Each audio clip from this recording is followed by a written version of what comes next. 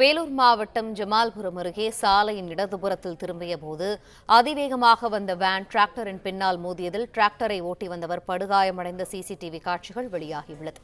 இது தொடர்பான மேலும் தகவல்களை எமது செய்தியாளர் பிரபு வழங்க கேட்போம். பிரபு, இந்த விபத்து குறித்தான விரிவான தகவல்களை பகிர்ந்துக்கங்க. வணக்கம்.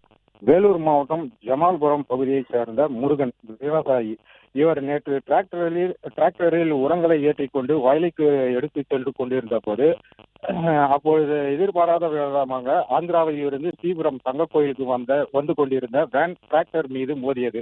இந்த விபத்தில் டிராக்டரில் அமர்ந்திருந்த முருகன் கீழே விழுந்து படுகாயமடைந்தார். உடனடியாக அவரை வேலூர் அடுக்கம்பாறை அரசு மருத்துவமனைக்கு கொண்டு சென்று அங்கு அவருக்கு தீவிர சிகிச்சை அளிக்கப்பட்டு வருகிறது.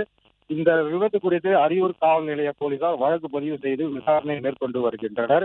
தற்போது இந்த விபத்து குறித்தான சிசிடிவி காட்சிகள் வெளியாகி பரபரப்பை ஏற்படுத்தியுள்ளது. பிளே ஸ்டோர் மற்றும் ஆப் ஸ்டோரில் இருந்து பாலிமர் செயலியை QR கோடு மூலம் பதிவிறக்கம் செய்யுங்கள். செய்திகளை உடனுக்குடன் பெறுங்கள்.